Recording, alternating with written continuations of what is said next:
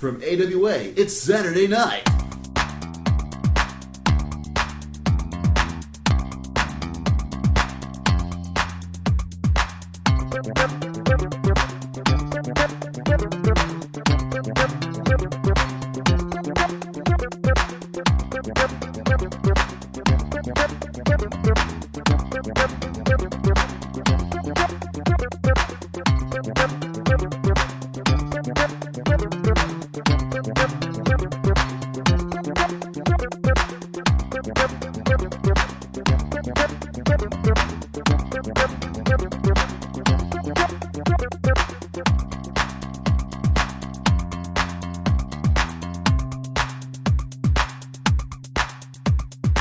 Welcome to the OSMcast. It is really late Saturday night, and we're here at Anime Week in Atlanta 2010, AWA 16. Although you can tell they've kind of given up on the numbers, as even the badges actually do not say what number it is, only the year. And even the program guides say Sweet 16, but there's no actual Roman numeral no longer attached to the actual AWA. It's becoming a horror picture movies now. Or a number of Final Fantasies. I mean, you know. Or no, there's still a number. No. They're going to start calling it's it only like when they start calling it like Final Fantasy yeah. Resurrection or so. Instead of numbering it as a sequel. Final like Fantasy, the Final Destination. AWA versus Seishun Con. Well, that wouldn't really work there until later. Anyways, let's do introductions. Hi, I'm Basil, and we also have Kevin as the usual staff. Kevin. Or crew, or what have you. I don't know. We also have our buddy Neil. Talk Neil. Hi. And we also have, joining with us for this prestigious Event? Yes, the Chainsaw Buffet guys. So introduce yourselves. Dylan. I'm John. I'm Charlie. And of course, thank y'all for talking with us. We always try to get at least somebody different besides us to do the convention because, well, we can tell just our experiences. We know that other people are doing completely different things than us sometimes. So it gets a better rounded convention report to grab other people. So there we go. AWA is always fun, always a blast. And like most convention goers who are intelligent and like to get up early on Fridays, rested, we got here on Thursday night. And I proceeded to then, as soon as I got out of my car, to lock my keys inside my car. Yeah, that was sort of funny for 2 minutes. And then the next hour and a half was not so funny. Yeah, no, not really. As well, I have AAA. It turns out everybody else who has AAA was calling to get their keys unlocked as well. And so it took them like an hour just to get someone out there. So that was my Thursday. I don't know if you all had any sort of events to transpire. You mean besides the speed trap on the way to Georgia? No. Ooh, that's never good. I just had a really slow truck. Oh, Ground 5337. We will never forget you. Never. There were at least 5 other cars besides mine that were pulled over by the police on the way down here. At the exact same time. I'm not surprised. I especially during later weekend, I saw many things where there was one cop car doing the radar gunning, and another 4 squad cars lined up beside him to catch the people. Yeah, that was the exact setup they had. They had somebody just locking them and calling them out. So that's right, folks. Don't speed Fuck the police. unless you're good at it. What, fucking police? Yes. I am not saying which one I was referring to. I will leave that to your imagination. When there's a guy on an overpass pointing a radar gun at you, I don't think you can be good at speeding. Well, if you realize that, oh wait, there might be a guy. 'Cause usually there's tells. Like, you know, if there's a hill, there's a good chance they'll be right as the hill inclines. If it's a truck way stop, they're almost always there. I mean, you can gauge yourself if you're trying to speed. It's also the amount of speeding you're doing. Like if you're doing like 5 over, they're not going to care so much unless if you're doing like 15, then you're probably being stupid about it. Also, if somebody wants to go way faster than you, let them. They'll get caught first.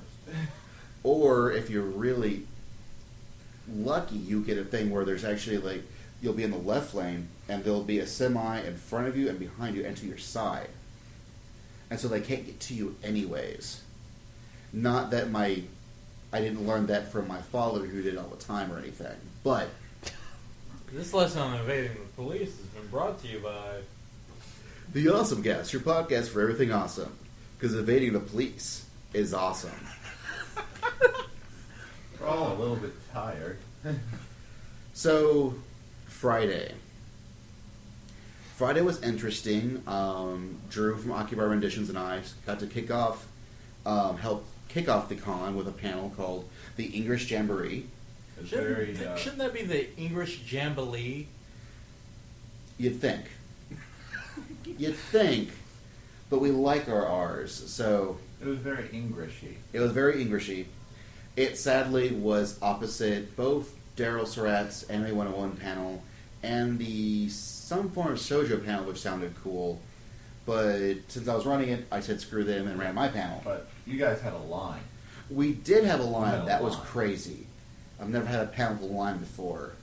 I don't think neither did Drew. I did a panel with a line before, but like a line of coke. Come on, guys. I know it's late, but We heard tales of these panels with lines. We never thought to see one. Yeah, there were people actually waiting for something that me and Drew were doing. That was weird. Yeah. But we went in, and after the usual con bout of technical difficulties, all the equipment was there, but it was just not syncing up correctly to Drew's computer, so he swapped in my netbook, and then it worked.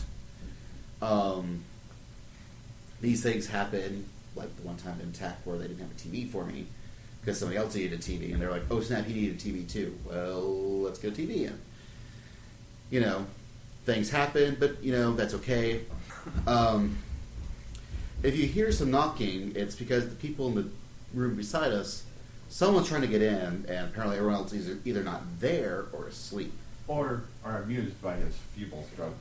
we Or hear you drunk. knocking, but you can't come in. You may have just Or got maybe in. he just got in. I don't know. If so, kudos. God bless you, Black Kamina, for finally getting in that room. For using your drill to bust through the door. He didn't have to believe in himself. He believed in us who believed in him. That knocking on that door with his drill enough got him into that room. Or that loom, as we're talking about the English Jamboree. Yeah. Yes, I had my set of Moe punk covers to audio guide us to... Because we had audio, we didn't have video. And so we played those while everyone was waiting. So they got to hear wonderful renditions. It Smells Like Teen Spirit and Basket Case. Yeah, It Smells Like Teen Spirit, it was slowed down. Done by the same voice actress that does the Yuki from Haruhi Suzumiya. I think it's Yuko Goto. Sounds close, yes. And so they were... It was wonderful to watch these their faces dawn on them what they were actually hearing. Pretty fly for a white guy who gets me every time. Pretty fried. It Yeah. hurts my Oh. brain. Because she even starts off with the was it German? That starts off with? Yeah. Oh, whatever it starts with. Yeah, yes. it's they do that, and it's also Englishy because it's the Japanese people trying to do a language that's not their own, and they're not very good at it. Yeah, little Moe girl saying, all the girls say I'm pretty fly for a white guy. That just probably didn't even come through. I can't do it. It'll have to be the musical interlude. I don't You'd know. have to just hear it, Yeah, and if you're lucky, James won't play it. if we're very lucky. Or if he's feeling like a bastard, he won't play the entire album. He could. I mean, I don't know. Once this is in his hands, anything is possible. But If this podcast is about 2 hours, you've been warned. he might play it beforehand, and no one will ever hear this ever. But What the fuck is this? So you're saying that this podcast is more futile than it's been beforehand at this point? or futile, futile. English is a slippery slope. It is a shrippery shrope. Is that Sean Connery? Uh, Slippery slope. No, Sean Connery would not even dare try to misplace English phrases. no, he's just looking for S words. English sure. for 1,000 Arix. So we did some. We played like English things. Like Drew tried to keep me from playing Teriyaki Boys, where they did a theme song to Tokyo Drift. But oh no, I got it in there. We also had some clips from good old Mr. Wakamoto from doing. Alexander Anderson and Helsing. We had some other stuff, some older stuff. I can't remember the name of it. It's the old cartoon where. Hokuto no Ken. Well, we did Push the North Star, but I meant the dialogue. The great the great man, Sakigake or something. Yeah, I don't know the name of it, so you're just gonna have to pretend that you know what I'm talking about. No, you know they were American because his shirt said USA. It's true, and he was black with an afro. It's also important. Well, if you're American, you have two choices: black with an afro or blonde hair, blue eyes, buzz cut. Isn't that kind of like that wrestler, that he's Mexican because he has Mexican tattooed across his stomach? Plus the luchador mask. Yeah. Always luchador mask. Yeah, so racism is, it's a worldwide, all-embracing phenomenon. Yeah. It's coming along. Yeah. It's so inclusive. Everybody can be a racist. Except for those white guys. Of course. I mean, really. Well, we've had it for so long. It was time for us to give it to somebody else. We had suffered greatly for centuries. We've been waiting for our restitution. We may actually get emails on this one. We'll see. You're thinking inviting us at this point. I don't care. Did y'all guys do anything at 1, or are y'all still... Let's see, from about 2 o'clock on, I was looking for the elusive head of guest relations. So that was my day. I think actually, it may have been at the same time as English Jamboree. I went to the Mike Sinter-Nicholas panel. Snicker Nicholas. The one that he didn't show up for? Yeah, he didn't show up for 30 minutes, and I left. I think, meanwhile, you were texting me about things that were happening in the English Jamboree. Yeah, I did not realize before that there were so many L's and R's in Silent Night. Oh yes, with Gact and other woman. There's a hell of a lot of L's and R's to mess up in that. Gact is a very pretty man. You'll understand my confusion. That was a weird one because he looks like he stepped out of an anime. He's got the coiffed hair and the red leather jacket and the rings, and he's how many anime characters are based on him now. You know how many video game RPG characters are based on him now. And how many times he's it just didn't work cosplayed as characters. I mean, he was once I think a Solid Snake in a commercial. He was Rider Man in the Kamen Rider Decade movie, and I think he played a character in one of the Fist of the North Star OAVs or one of the new TV show or something. I mean, he's a Gundam fan. He's a Kamen Rider fan. He is an anime fan, so he gets involved. Got a horrible warbling voice when he sings, but I mean, he gets around. He's just god awful, but God bless him, he tries. He did a lot of free publicity for the Zeta Gundam movies, so I cut him some slack. Yeah, 2 o'clock was the Center Nicholas, not Center Nipples, that I heard earlier. Klaus. Oh well, whatever. I'm pretty sure he gets his last name hacked up all sorts of neat and interesting ways. Yeah, but all unlike the time. Muhammad Amemna, I care if I get his name wrong. But that was at 2 o'clock, and I don't know what we were doing at 2. I don't know. I know. So that was many hours ago where sleep happened in between, but not enough. So I know for me, that was when I went for 3 p.m. I went to the State of the Anime Nation. Yeah, I think that was good. Yeah, that was a really. It was a Helen McCarthy. We all did the same crap. Yeah. Yeah, it was Helen So McCarthy and Tom Elger got in there eventually. Walter Amos, I think, got onto it. Was Jonathan Tarbox on that? Or Jake Tarbox? There's people on it. Yeah, I think I came in late. I don't remember that. Yeah, Neil Nailman. That was it. Who was thinking of? Neil Nailman. Because he was the one that rewrote the title on the dry erase board to Old Farts Talk About the Good Old Days. Yeah. I think that's when I hit the dealer's room and found an Endless Frontier 2 on in Japanese because I've given up on it coming out in the U.S. But I was kind of happy. But yeah, and it was really neat to hear them talk about the State of Anime Nation, and they went old stuff and new stuff. I mean, it was pretty comprehensive. Yeah. And these are people who, when they talk, you just listen, and you're like, that's so enlightening. wow, I feel like I'm a better person because I went to this panel. Yeah, definitely. They was did. that. They brought up a lot of interesting points. So it was pretty cool. It seems like the last half of the panel was just discussing, the old style of distributing anime on discs versus streaming and all the different options, and how we were in this period of restructuring and things were going to settle out later. Yeah, unfortunately I missed the later half of it because I had to dip out early to make it to the 4 o'clock panel that there's the other panel me and Drew did, or Drew and I did. I'm an English major, I should actually pronounce, use English correctly. Which was our AWA's Wild World of Sports Anime, where me and Drew talk about how awesome sports anime is. Just as it's awesome, and you should like the stuff. Or so they claim. My argument is that sports anime as a genre is incorrect.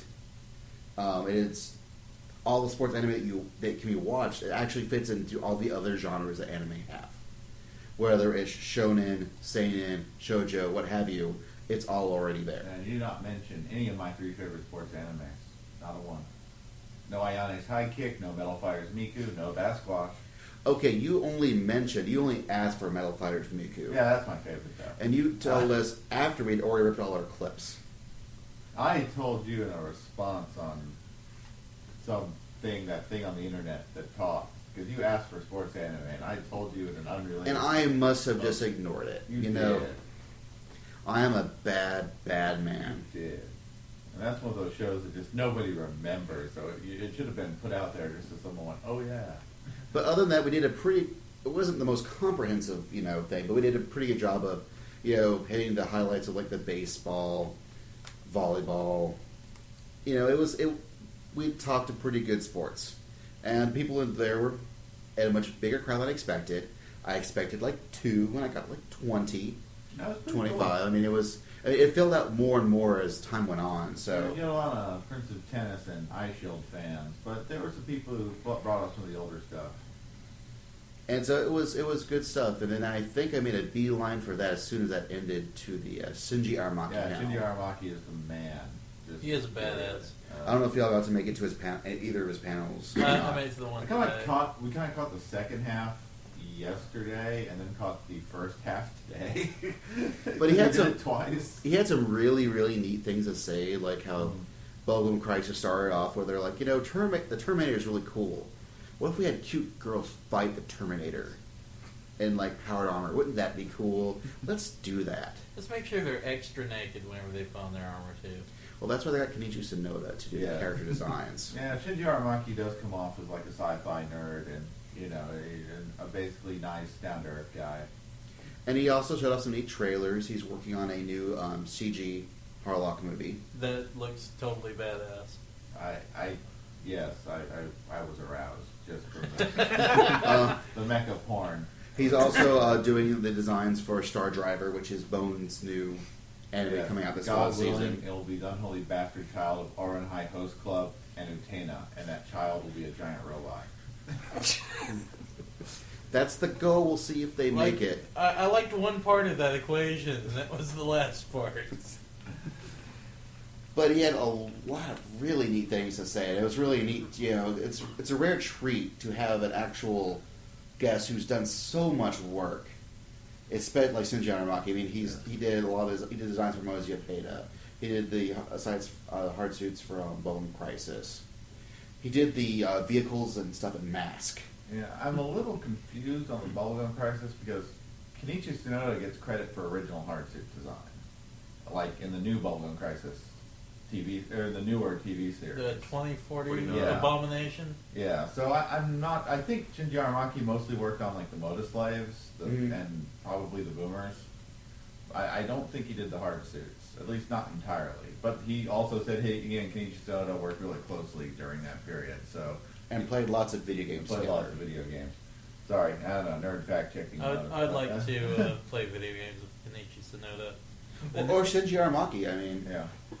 But I'm just saying I want him to, Kenichi Sonoda to draw me lots of naked pictures of Rowley after we're done playing. I mean, that's all I'm saying here. I mean, it's nothing against Shinji Aramaki. Like I said, he's a badass. but Negative Pictures are rally. Like Megazone 2, 3, Megazone 2, the yeah. Appleseed movies. I think, Golf Force. I'm pretty sure also. Golf Force. I believe he could. I believe same mech designer Mojapita, unless it was someone else who worked on it. So The man's done a lot. I mean, you can just go check ANN or Wikipedia, and you'll see he's done a lot of stuff. Yeah. And a lot of really neat things to say. he's done a lot of mecha stuff that is not Bandai Sunrise, and that's kind of notable unto itself.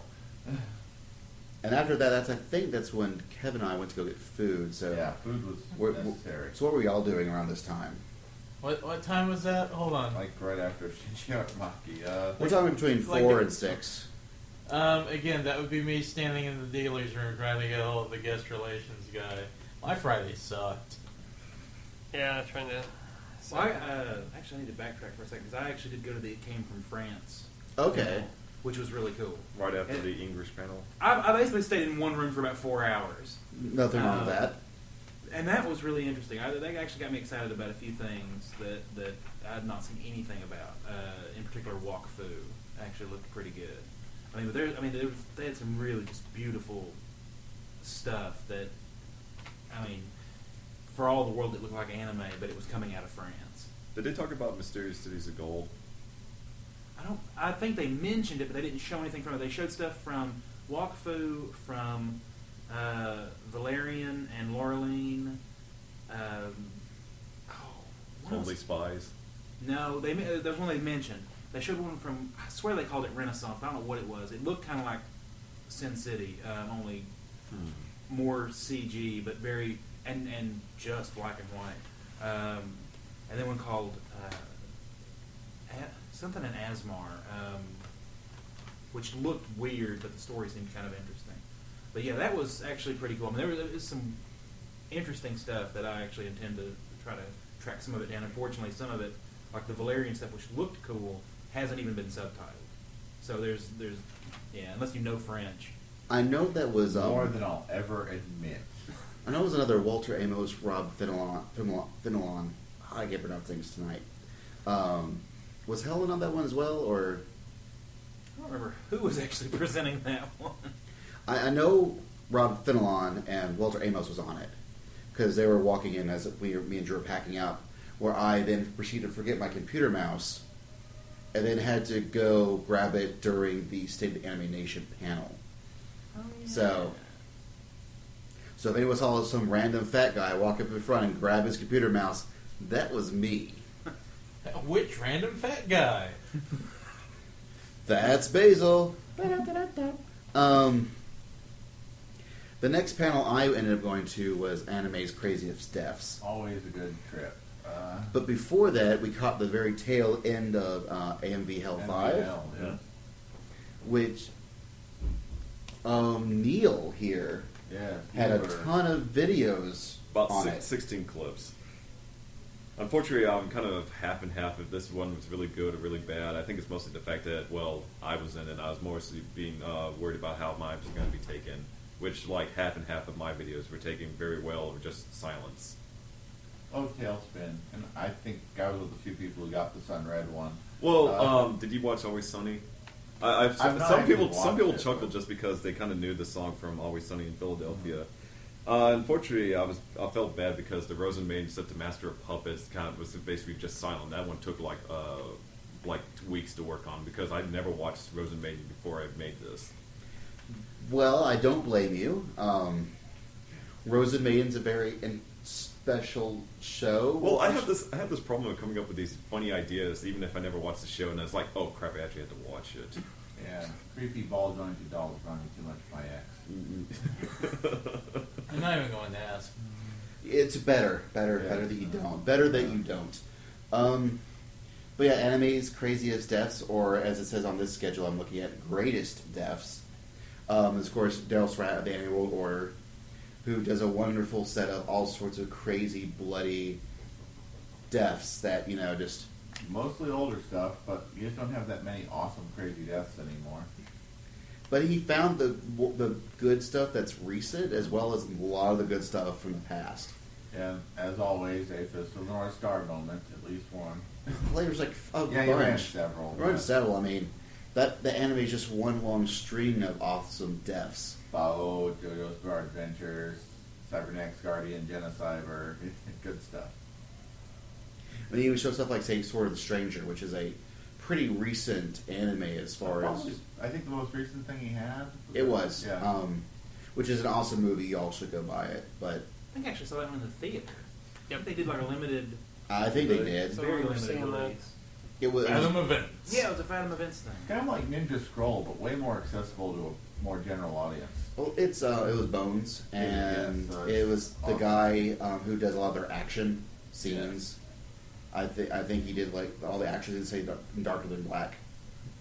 Like he directed the action parts that were in there. So the man knows how to do an awesome fight scene, and that's pretty much what Sword of the Stranger is. It's just one long string of awesome fight scenes, which is exactly what I wanted out of it.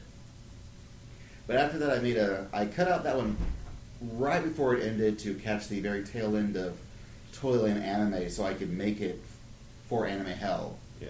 Saw an amazing clip from some newer version of Titanic. No, they it was made. before the first Titanic. Okay, before the first Titanic. Actually, speaking of technical difficulties, he's had like 30 minutes gone because his computer crashed during the Titanic with the rapping dog.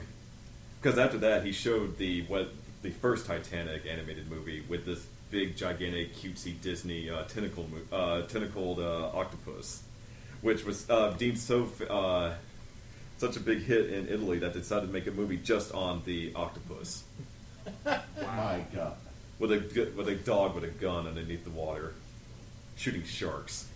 A flintlock pistol shooting laser beams. Yes, on a chariot. You were just making crap up. We wish we were. No, this is what we We saw. were. This is what we saw. We saw this. We saw the visual proof. It is true. It is 100% true. He is not lying one bit. One bit. And this is when they had the rapping toy fish, gay fish. It's like Paul Lynn. right, If come Paul on. Lynn had a spring, it was a You're fish. bullshitting us You're now. making our change. If you're not No, gonna, if you're not going to we're take not. this seriously, we're going to go on. Like he put on the Ritz, and then he got out the DJ turntables.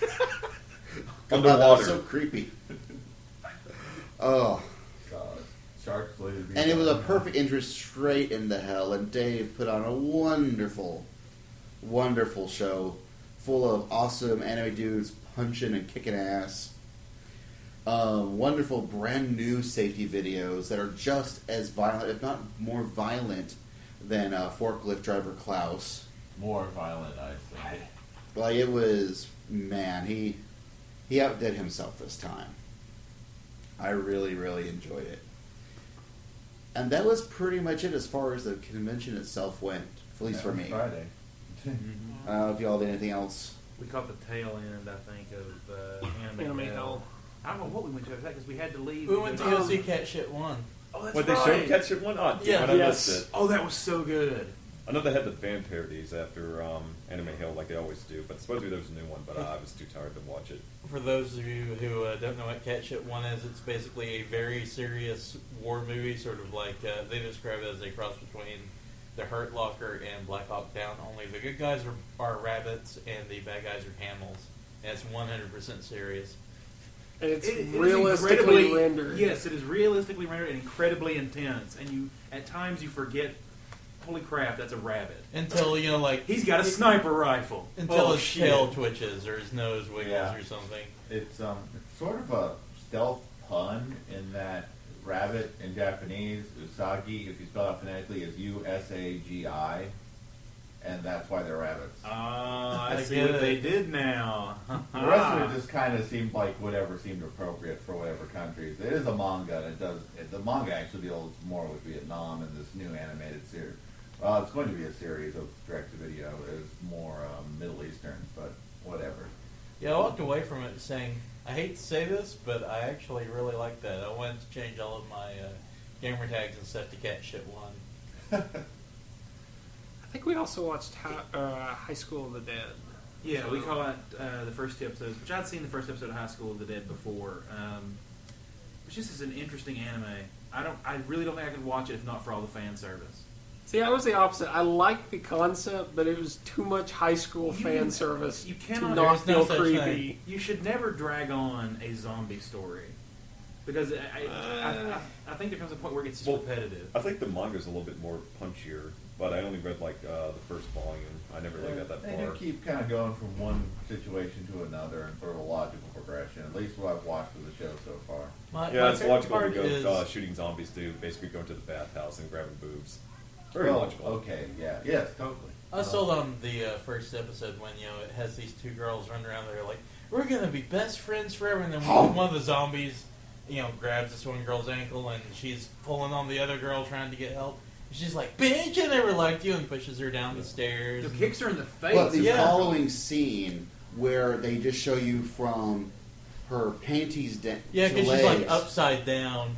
like as you see her get eaten, all you see are her crotch and legs twitching. At least she wore her nice panties that day. They had like Yeah. the little bow on them and everything. They weren't just like Like, the cotton white granny panties or anything. The animators knew what to focus on. and that point is when I turned it off. I was like, I'm done. You didn't even Yeah, get to that the was Matrix kinda like- boobs. No, I was like, come on, show me more. What you got? I like the show. I do find the fan service kind of jarring, but Yeah. Like this one, it was like they're going for peanut butter and jelly, and they went for peanut butter and sauerkraut. It just, I mean, they might be two great tastes, but for me, they just did not go together. I don't know. For me, it was like because I'm not a big fan of fan service. That's an odd statement. But to me, at least, it broke it up. Because otherwise, I'm like, man, this is It'd kind just of be a- depressing otherwise. Yeah, Yeah. I kind of get the feeling that without the fan service, I would end up feeling really depressed. They Instead are of like, kinda wow, mood this is kind of lighteners. funny in a weird sort of way. I mean, yeah, they do not just fan service. They do slip in some mood lighteners, just with the character interaction every so often between oh my god, zombie apocalypse or whatever else has gone wrong for them that day. And it also might be one of those things where it's just jarring because, a lot of zombie movies do have fan service, but the kind of fan service the Japanese do, especially in these TV shows nowadays, is completely different style of fan service you would see normally in, say, a Dawn of the Dead. And so I think that might be one of those things where it's like, this is not what I want to look at when I'm looking at a zombie thing. I'm bored by American zombie movies anyway, so I'm like, this is different.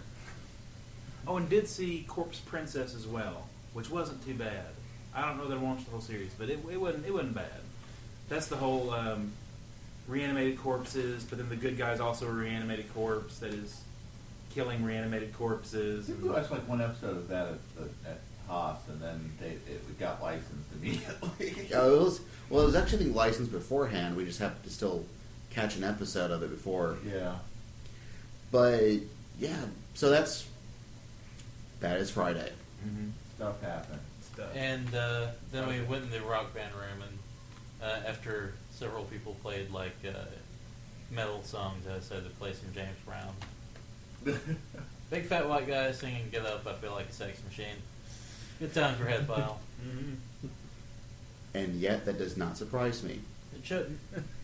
All right, we're going to take a break, and we'll come back with more AWA. So I'm here talking to two cosplayers who are cosplaying something that's not anime. Hey, I'm Scott Pilgrim. I'm Ramona Flowers. So why did you choose this to cosplay at an anime convention? Well, we just really like O'Malley's work on the graphic novels are awesome. The movie was really good too, and we really relate to the characters. And it's a lot of fun. I mean, you get to come out here and play a bass. Yeah. So, it's pretty rad. Always good. Can you also play the tune to Final Fantasy II, aka Final Fantasy IV? You know, I looked that up, but I just didn't have time to learn it before the convention. So do you think he really should be cosplaying Scott Pilgrim then, if this is the case? Oh, yeah, because he can play everything else. This is true. Oh, thank you. It's really cute. So here we are. We'll have a person who is cosplaying an anime character. What's your name? Yui? From K-On!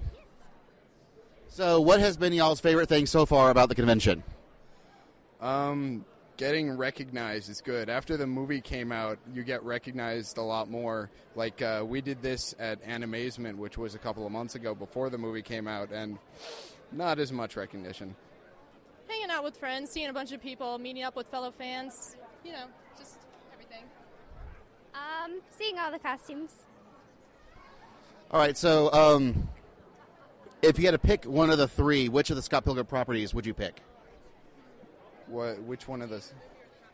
Oh, I'd go with the comics. Comics all the way. All right, so what are y'all looking forward to right now at the convention, or upcoming in the convention?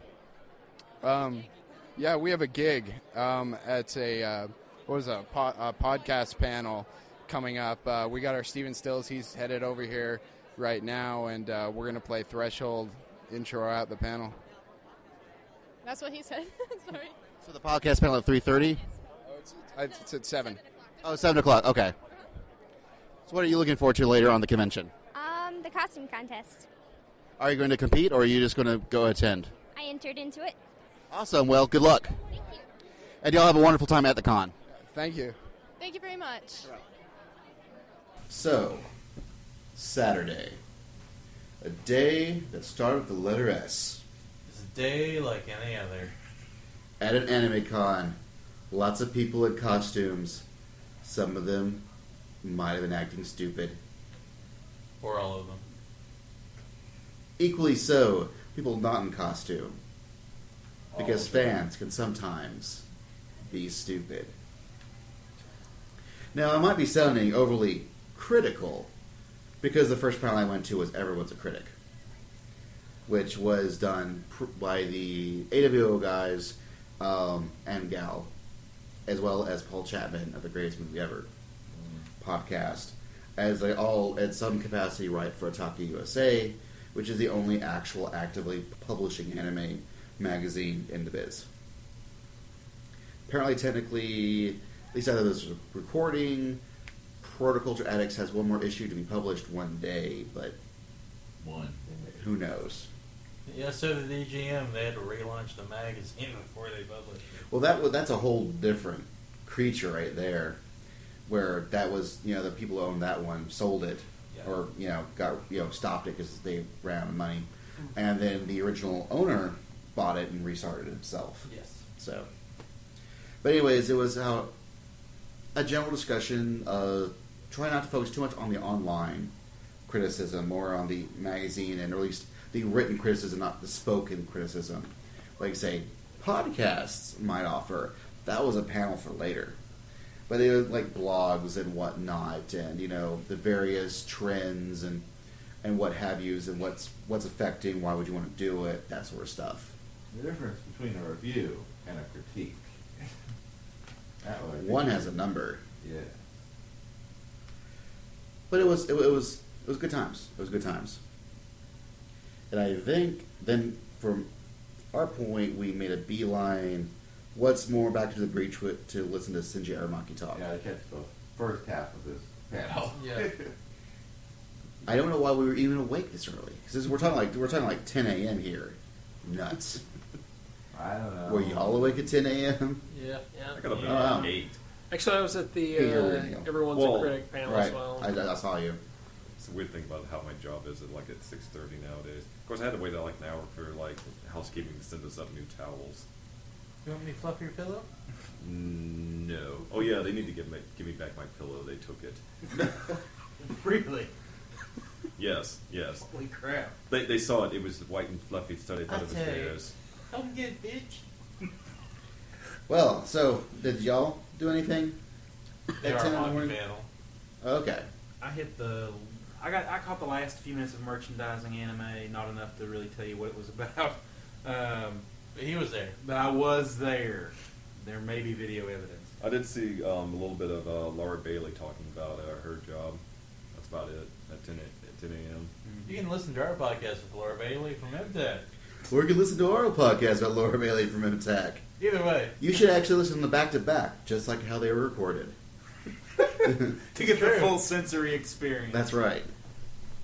Yeah, I don't think, kind of looked around the dealer's room, I don't know. I didn't really, till the podcaster panel, I don't think we really did anything.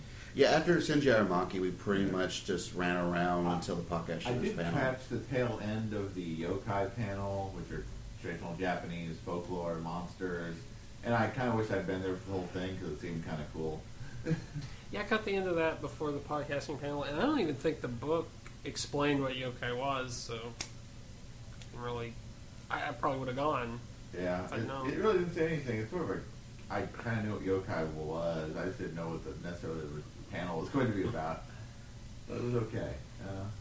I caught I managed to catch most of the Outland Armor panel, which was really cool. I've caught them before though, so some of the stuff I'd heard before, but they really know their stuff, and they seem to be really helpful. So if you're looking to create some sort of steampunk armor or just any kind of prop for cosplay, they seem to be like really good people to talk to. And caught also sort of the last part of the costume armor assembly because I thought, I'm running on a theme.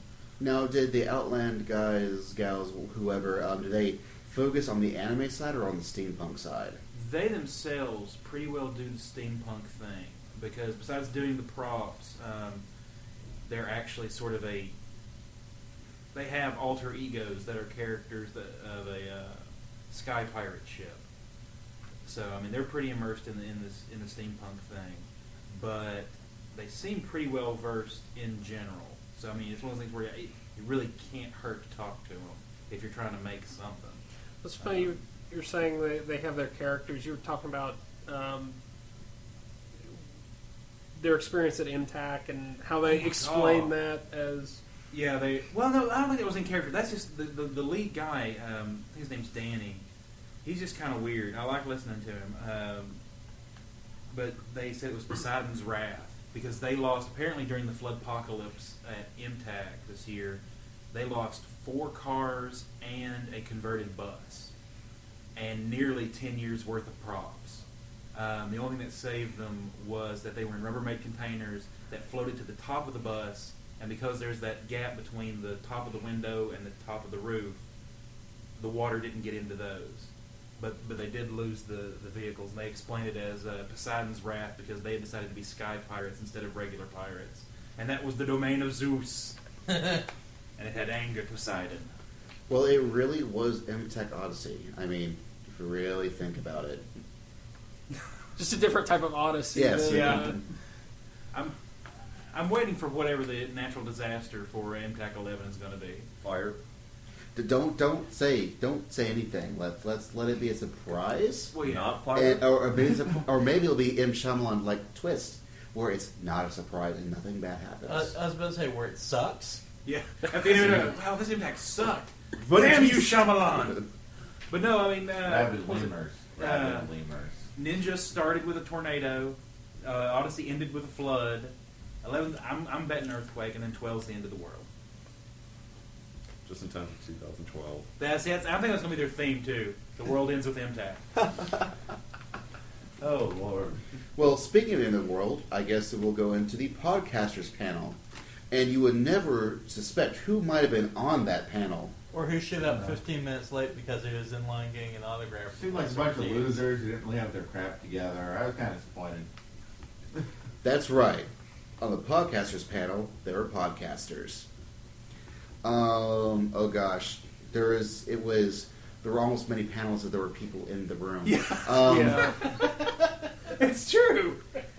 There was myself, Drew, you guys, all of AWO, Paul Chapman, and another guy who was actually Gothic Gara from Konoha Corner. Okay. I'm glad remembered his name. Yes. Well, I was sitting right next to him. Well, that would make it easier. And I think I called him ugly by accident. So Well, he likes Naruto, so that's okay.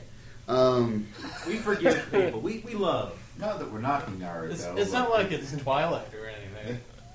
Or even Yasha, God forbid. But what if it was? Anyways. Sparkly vampire ninjas? Believe it. God. He was It's actually still going on. It could happen.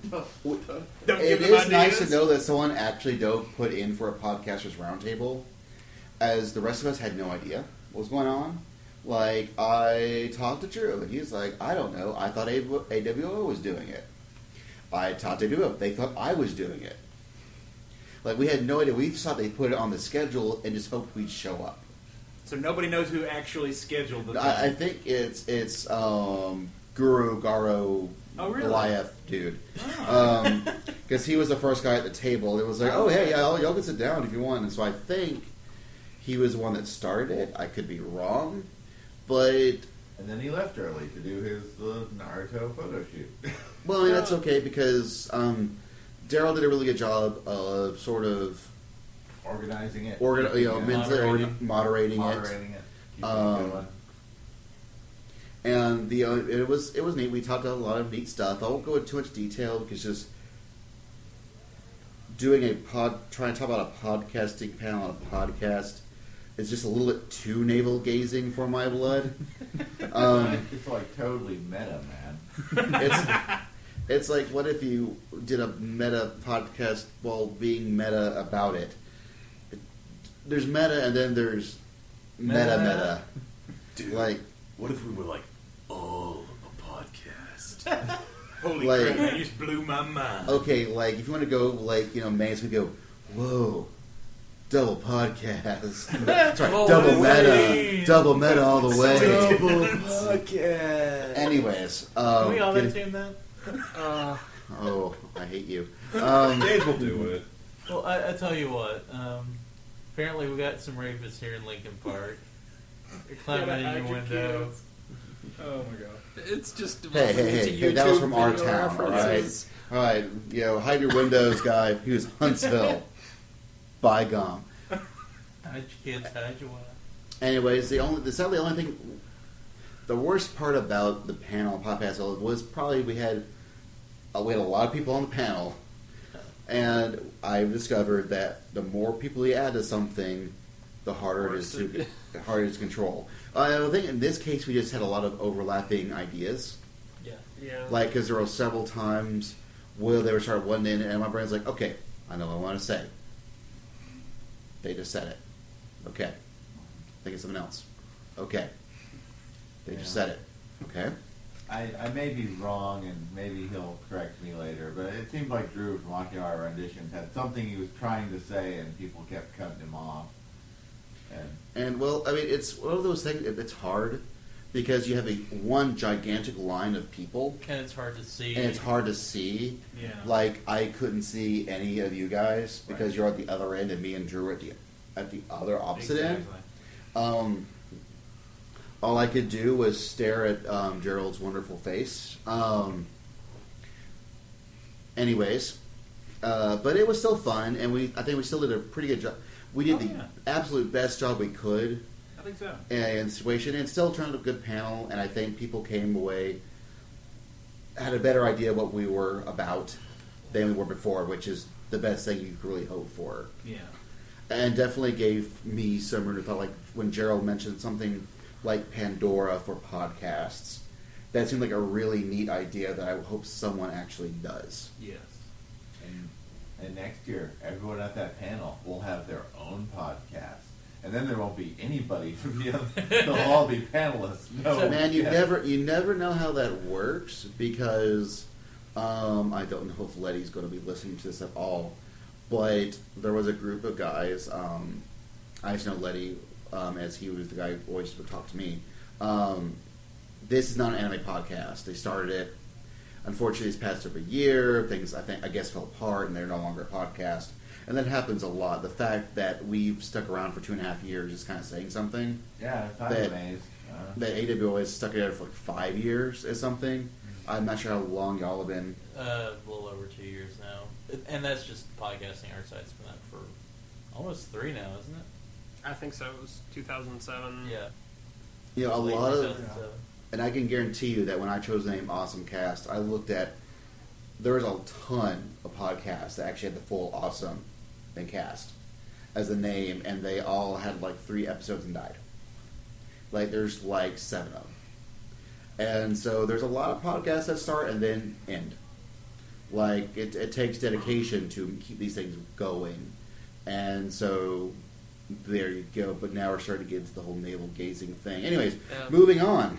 Well, I do want to say that was pretty awesome that you guys, you just like, hey, yeah, you guys should come up.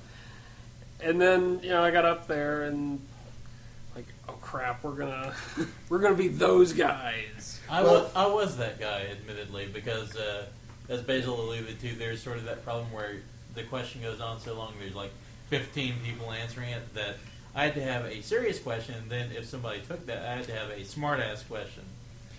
Well, like I told you guys after the panel, when I got onto the podcasting panel 2 years ago at AWA, it was all Daryl going, "Hey, Basil, get up on here," because they had played our promo, their last podcast before AWA hit, and so he already knew that I was a podcaster, and he was like, "Oh, hey, Basil, I know you podcast. You should get up here and talk about podcasting," which then led to me meeting Nico, who is the director of community relations at MTAC, which led me to start going to MTAC again for Sirius, and as actual media, and that's actually how I met you guys. Yep. And it's the whole snake eats its own tail, and you got on the podcast panel today. So It's a magical circle. and now you know the rest of the story, as I kind of H2. said, like George Takei. It ended weird. It ended with us, which really makes a shitty story. But Yeah, it's not a happy ending. It's an ending. And one day you too will call up a newbie podcast or lesser known podcast to the table. I don't think it gets any lesser known than us. We must pass the curse on. We cannot die until we have. Yeah, it's like our Gios or something. Anything else I guess we, what did we do? Panel of Doom. No, Manime beforehand. Yeah, I did. Oh, did you see that? I saw the bit before Panel of Doom, at least about 30 minutes beforehand. Like, they would talk about, like, what makes Manime stand out. They must be basically gushing over such shows like all of Shoji Kawamori's work, like Ninja Scroll. They talked about, like, Fist of North Star, Space Adventure Cobra, even stuff like Rikio, Baki the Grappler. Like, if you can just, like, punch a lion through its mouth, there you go. Or, like, the mathematical equation of manliness. Like, Kenshiro is Bruce Lee plus Mad Max times Jesus. These are facts. He's a savior that solves problems with his fist. Well, he does. It's totally 100% true. Yeah, see, for us, that was when we were getting dinner. Yeah, yes. But then we came in for Daryl Surratt's Panel of Doom, which, again, good Very stuff. Panel of Doom Like, this year. it was mostly new stuff. I mean, I know when he was making, he actually had to go back and add in older stuff. Because he didn't want to have just nothing but new stuff. He wanted something people can go back to that they enjoyed. Puppet Kung Fu. Puppet Kung Fu. Penguins. Penguins. Lots of penguins. The Doctor from Gotcha Man is a dick. Yeah, lots of Yes. clips from Yes, he is. Super Robot Red Baron, classic tokusatsu show. Yes, which was so awesome that I actually used my phone to get on Amazon and order it while the panel was going on during one of the clips. Oh, like Catch It One. Speaking of basically war with cuteness, they did, since they had about penguins selling beer, like for Bud Ice and for Suntory's beer, the Suntory's beer mascots of penguins was so popular, they decided to do Vietnam with penguins. Yeah, that was almost as good as Cat Shit 1. Almost. That was it decades wasn't. beforehand. Well, the penguins come back home from Vietnam and become like hobos and stuff. 'Cause that'd be just be I'm terrible. imagining Rambo First Blood with penguins. With penguins. That's just weird. That'd be the best movie ever. Yes, it would. Be. They're all dead. Death March of the Quackfire or Penguins. whatever. Mark of the Penguins. They drew First Blood. Now, what if they did a crossover? We Catch It One and What if it was Penguin like One. the bunny and the bunnies versus the penguins? The And then a death- giant walrus came in and ate them all. The Death March of the The Penguins. Coke polar bear came in and ate them. That's that's your product placement for Coca-Cola. Yeah, that's how you get it made. No, that was some good stuff all around. But that was our Saturday. We did an interview later that day. Finally, like a day and a half worth of work on my end for 10 minutes of an interview with Vic Mignogna, which turned out really well for 10 minutes, but The- whatever. Well, I mean, I get the feeling that Alwa doesn't necessarily have the same kind of setup that, say, Intact does. No, they do not. They don't. I mean, they tried. I mean, the guy in the end did try really hard to find us some time. Yeah, I have to say I don't think he had the support quite that Christie has at Intact. Well, Intact goes way out of their way to make sure that they make these things happen. Exactly. Yeah. Exactly. And they've been, I think, I don't know, I've never actually asked 808 for interviews or anything from anybody. So I don't know what their procedure is. They don't really have one. Expect not to hear any replies from your emails for several weeks. Yeah. But Intel said they really, I mean, they have their own dedicated media room. They work to schedule interview sessions with the guests beforehand. You know, they really go out of the way to make sure they make it happen. Anyway, I guess they're still catching up. These things happen. They probably focus on other things. Yeah. Well, I think his schedule was pretty tight, too. So basically, they had to take us to where he was getting finished with an autograph signing, and we recorded in the corner of the dealer's room, and I was worried that we would not get anything useful at all because, you know, it's a big a bunch of people, it echoes. Yeah, and stuff happens. Like at NecoCon, I got Jerry Jewell, Troy Baker, and Erdos Muke for like 10 minutes. Yeah. Like all three at once for 10 minutes. So they all talked for like 2 or 3 minutes apiece, you know. But you take what you can get and you make the most of it. So Yeah. And we did. It actually turned out I thought it turned out much all right. better than I thought. Yeah. and just just words of encouragement. You can always get them next time. Yeah. No one It's not- says you it's not can't like interview he's- him again. I was about to say, it's not like he's at every anime convention in America. Not like he's shy about talking about himself. Also true. These are facts. I pretty much spent the rest of the evening, I think, catching bits of things. I don't think I caught anything in its entirety. We went to the Bebop Lounge for the first time. Yeah. again for like 10 minutes. How'd you like it? See, here's the thing. I've developed a taste for jazz over the last year, but that whole thing sucked. What, They got- lounge jazz? Well, Or just They like, spent- the fact that it's boring? part of it was they had a huge line dance basically Yeah, that's going on basically what right it was, after it was the jazz intro. So to line get to the dancing. tables, you had to go through where this guy was trying to teach everybody to dance, and there were long periods of time with no music. None while of he was us really teaching them. dance. And I had no intention of dancing, but I we dance, really but didn't. nobody else does. They played. I think while we were in there, they played maybe. They played 3 songs, and 2 of them were the same song. Yeah. And not even different renditions of the same song. It The was exact the same song. I mean, Yes. if you wanted to go learn how to do... Yeah, that no, sort of- I get that. Well, my impression of it was like, come here and chill out and listen to jazz. I'm like, that sounds great. No, that's not what it was at all. It's like, listen to 2 songs and watch people dance awkwardly. And they're all 10 years younger than me. I wonder if you Uh, catched it early, because whenever I've gone, and I've gone a couple of times over the years, it's just been people chilling, Yeah. listening to jazz and occasionally dancing. Yeah, we did go pretty early, admittedly. So it might have been they hadn't gotten to that point yet. Yeah. I think we caught them when they started, Yeah. like, the lessons. Yeah, yeah. and- And we caught, or I caught, we caught part of Tim Eldred's storytelling earlier in the afternoon. That was pretty good. Basically, he would just take a story idea from somebody in the audience and then storyboard it out. Over 2 or 3 pages, showing you this is how you would tell that story. So that was pretty cool.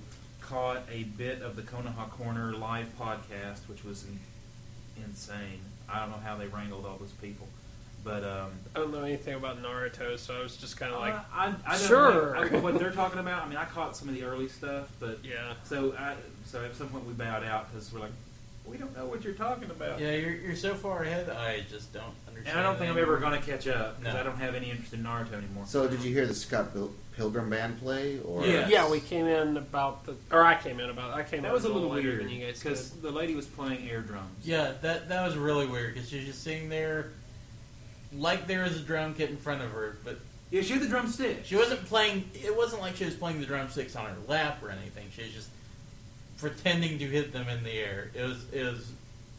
See, Really and I weird. flashed back to like the first televised, I think, Weird Al appearance where Bermuda Schwartz is playing Weird Al's accordion case like a drum, I'm thinking, could they not have found her a box of some kind that she could have beat on? A chair. Trash can. I mean, there had to be something in that room that would have made a noise.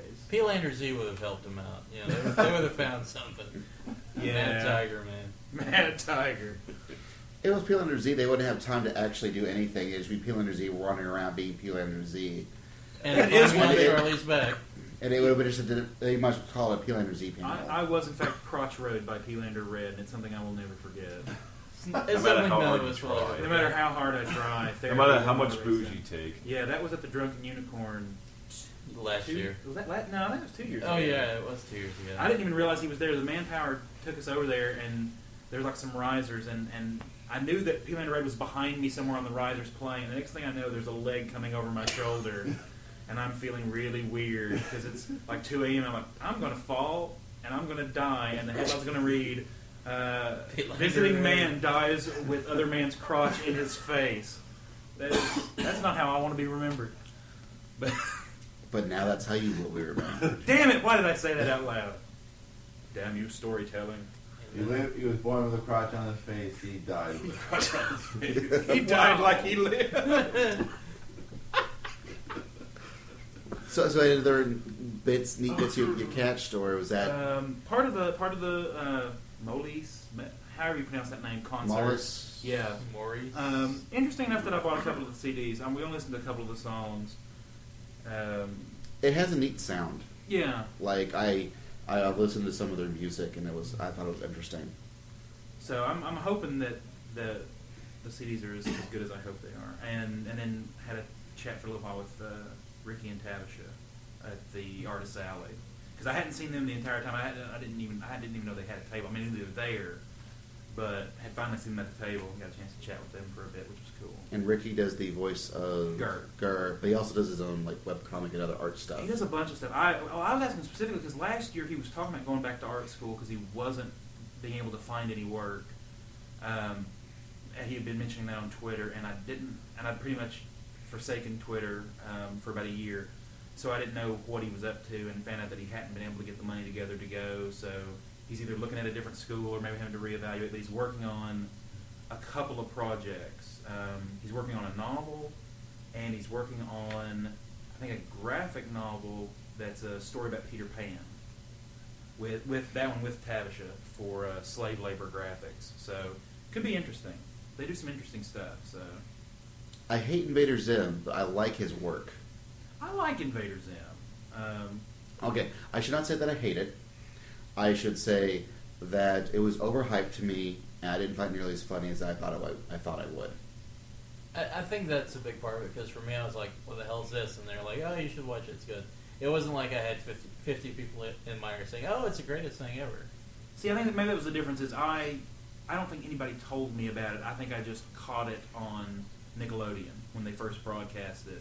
So I think maybe a question of expectation. You were one of the 6 people that did. Yeah. Yeah. I had zero expectation, so That's how the fans could be with Yonan Vasquez's work.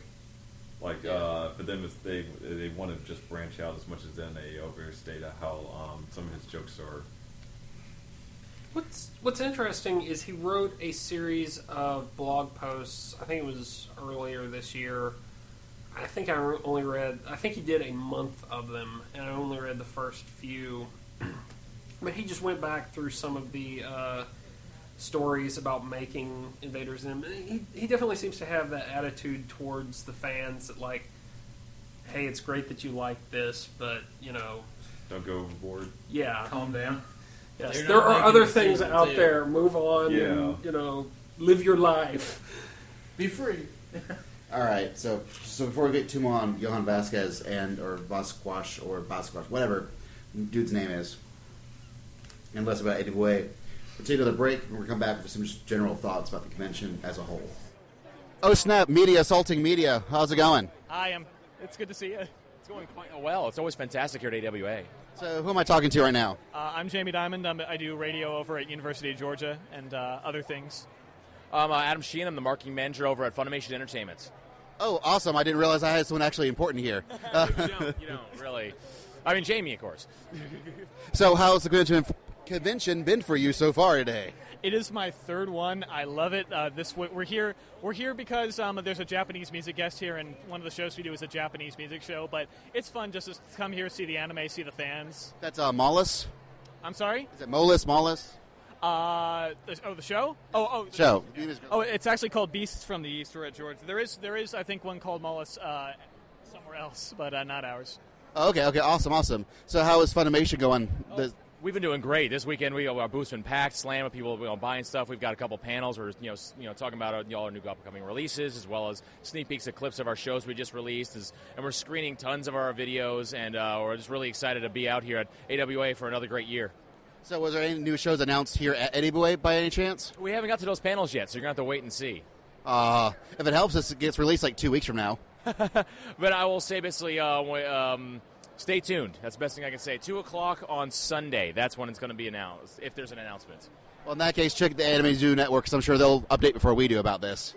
Absolutely. There's always different places to find. Wherever you go for your anime news, if we have anime news, I'm sure they'll cover it. That's true. Well, y'all have a wonderful convention. You too. Well, thank you. Have a good one. Yes. Don't you have a panel? One of the things I noticed at AWA this year, more so than the previous years, at least I never noticed it until now, there were a lot of baby strollers and babies at this con. Yeah. Nerds are breeding. Yeah, when you mention it, it didn't occur to me until then, but yeah, there were quite... I ended up with babies in elevators a lot. I guess the nerds are finally getting some. About damn time. They can't afford babysitters. I don't know what number I have in line, but I'm waiting for it to come up. But what also got me was there's a lot of disparity, like say costume choices. I saw ladies in Bible Black costumes. Yeah, the Bible Black costume. Pushing baby strollers. That was meta. A friend of mine saw a Pyramid Head pushing a baby stroller. Also weird. I was like, this is different. This is interesting. I have other anime cons. I haven't seen this before.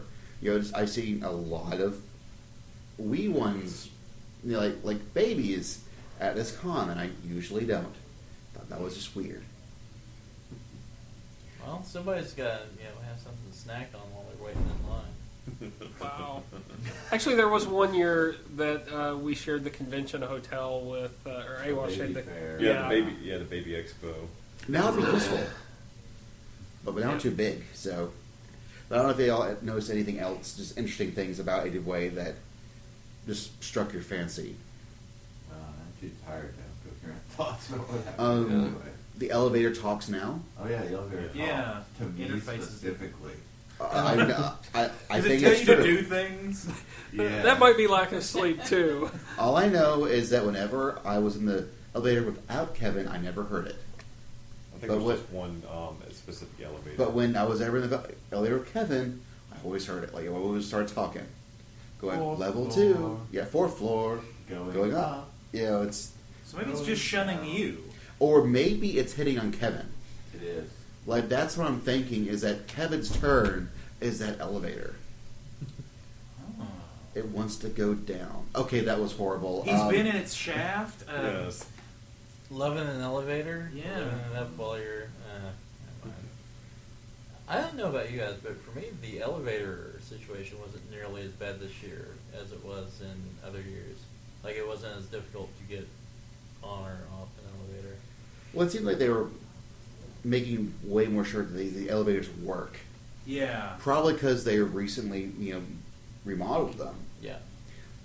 Also, people also can notice, they actually tell when elevators are coming up and down because you can see what floor they were on, which was a new thing. Which was something new that I noticed, which people could start queuing in line so they knew where it was going to hit. Or if you weren't going to get in line, you would go to one of the other ones that was counting down, but not quite as fast. And so I think those things were helping with the elevator situation. Something I was annoyed at the dealer's room was that there was no freaking Dragon Quest stuff. What the hell? Yeah, really. So you just bought a bunch of Saturn games. I bought a bunch of Saturn games and manga. I bought a lot of manga.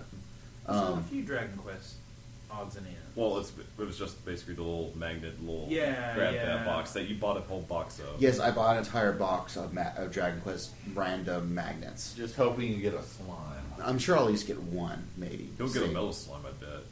I better get him on. I just spent like those aren't cheap. Those are like $4 a box. I bought $4.50 a box. Yeah, I bought a whole box of boxes. So Box of boxes? That's the whole bushel of boxes. 10 boxes. Double box. What does it Okay, mean? okay. All right, new topic. But no, Dealer's Room. I noticed I didn't see a whole lot of anything that I was interested in. Me too. I mean, this was the year I actually had a lot of money to go into the deals. Yeah. And nothing. Yeah. Like the two video game people, like that. I think there were like slim pickings there. I did find one game I was looking for from one of them, which was nice. Although, I have a hard time finding my favorite anime represented in the dealer's room. Well, unless you like the 5 most popular anime, Yeah. and that's the trouble that I run into at any convention is unless you're into Full Metal Alchemist, One Piece, a couple other things, you're just not going to find much. And freaking Pokemon. Pokemon. The new black and white games came out in Japan, so they have all the new toys, and some the dealer even had the games imported already to sell. Yeah. And oddly enough, Queensblade. I'm sure. Queensblade merchandise. Oh, I'm sure there's tons of Queens. Which you can now find for free on Hulu. For all sorts of fetishes that just might suit your fancy. Kevin, I bet there's even elevators for you somewhere in Queensblade. I'm sure there has to be some sort of elevator. Yeah, they're probably sexy elevator. Yeah. Very. Takes its top off. Might even be a lolly elevator. Who knows? Yeah, I was about to say. The elevator? The whole elevator. I think I liked it better when everyone thought it was a pedo. Now I think I've got some kind of weird cargo ship with the elevator. Which is worse. He just wants to find a really young-looking 18-year-old girl in an elevator dressed in, gothic fashion. Is that so wrong? Find me I want an Alice from Demon Bane cosplayer who's legal, looks like she... looks like she's okay, not. now we're getting into creepy. Yeah. Now we're in the creepy. No, I don't want the child. I want someone that looks like a child. Okay, and this would be the one complaint is I never do find any Demon Bane merchandise, except for last year and I bought it. But well, I know that the stuff that I look for is really niche, especially in America, whereas I'm looking for cross game and blackjack. You're not going to find cross game or blackjack stuff in a dealer's room. I know that. But guys, Dragon Quest IX was like the biggest game in Japan last year. Just came out in America. You could have sold some frickin' slime plushies. Come on. Considering how many maps people are picking up around here. Oh man, I got tons of maps while I've been here. It's been awesome.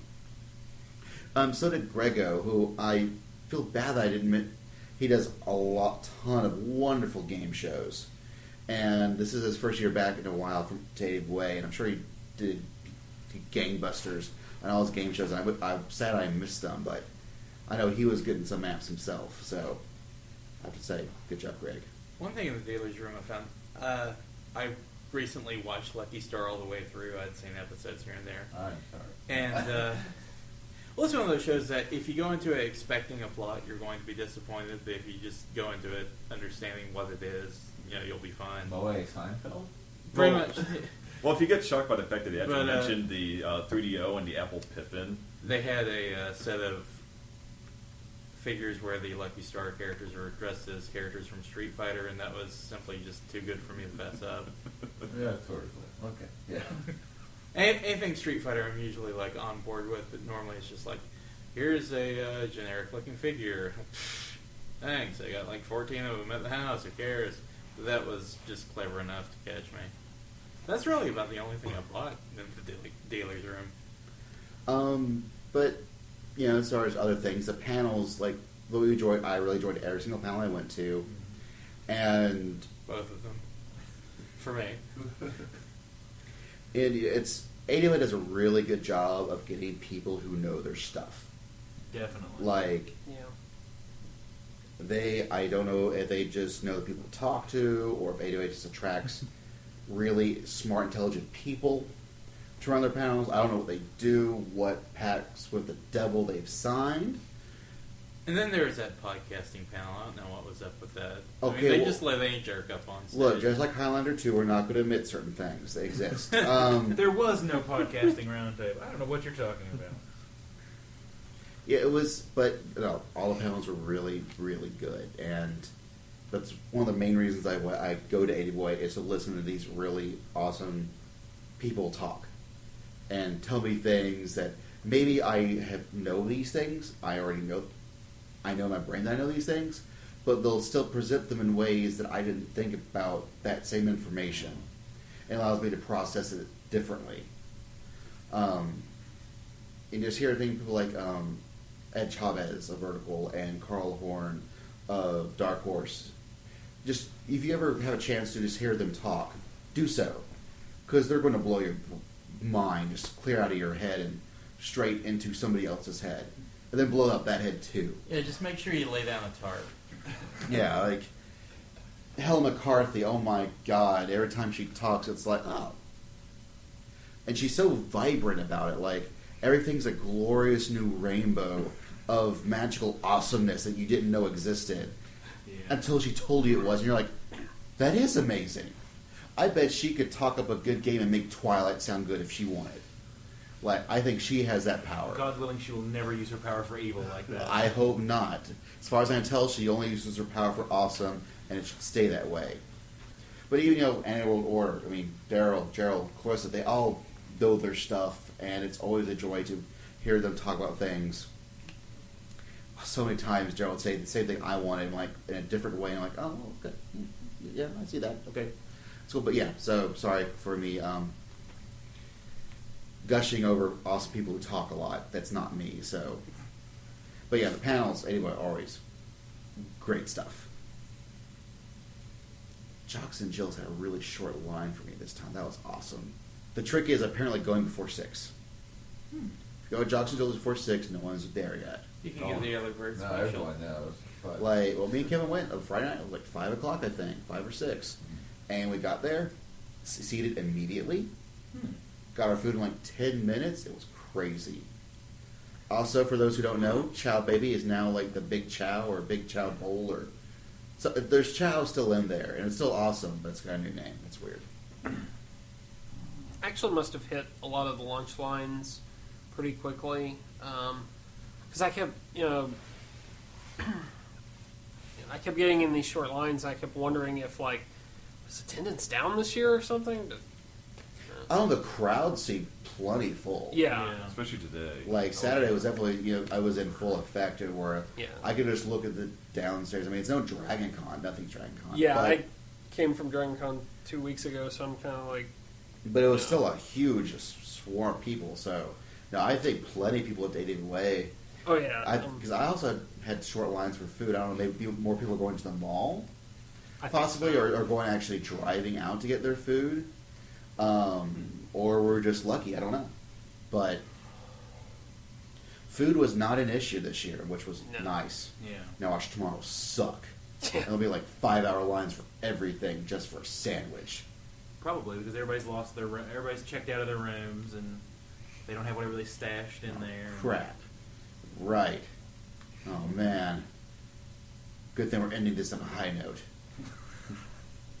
Yay.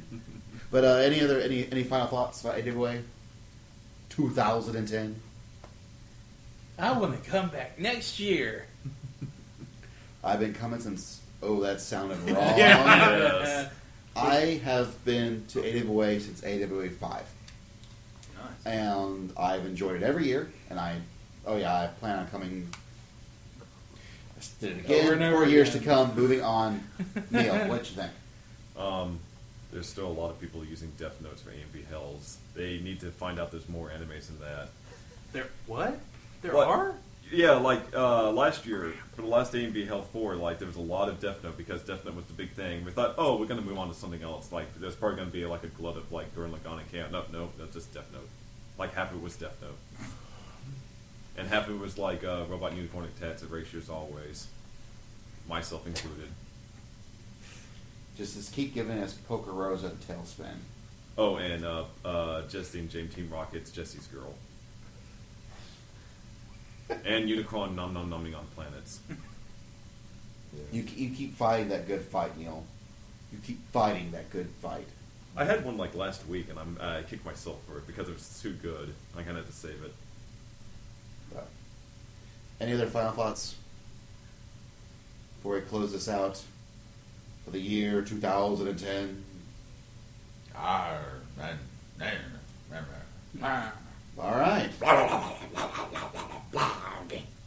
And with that, we're out.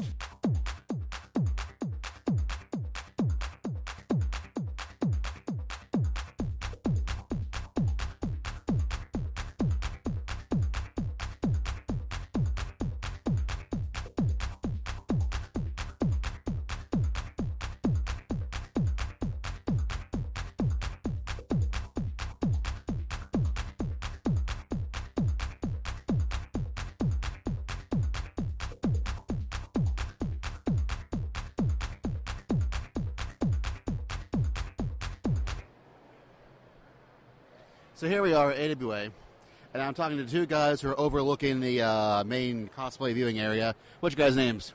I'm Gilly. David. So, been having fun at the con so far? Yeah, lots of fun. Lots of fun. What's been your favorite thing so far? Easy. Really lame anime. Yeah, really lame anime. Last night. Okay, so that's Neil Naniman's thing. What was your favorite really lame anime? Ooh, that's a toughie. Probably the Titanic, the second Titanic version. Really? I like Geyser's Wing.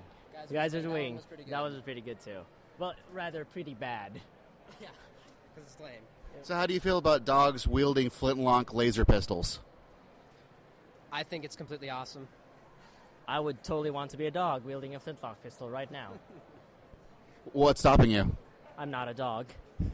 I can't breathe underwater. So what I'm getting is that you don't want to be a furry, but you do, but you are not a furry that can breathe underwater. Is that what I'm getting here? Probably, yeah. I don't want to be a furry either. All right, well, that's the correct choice. Death is highest on my priority list of avoiding. Well, that's almost the correct priority list. Almost. I think top one would be herpes. Top one would be herpes? Top one would be herpes. Okay, what are you looking forward to tonight? I'm looking forward to the Gurren Lagann movie and Iron Editor. Same with me. And maybe something after hours. So, have you seen the Gurren Lagann movie yet, or is it going to be your first time? I have not. I've seen it. I've also watched the series. So, what'd you like about the series? Everything. Come on, you get to pick one spot. Well, that's one easy. spot. Yoko Ritona. Or at least one theme or one thing that you really liked above all else, or at least liked it a lot. That's easy. Yoko Ritona. Period. / agree. All right. We all have a wonderful, wonderful convention. All right. Thank you. Thank you.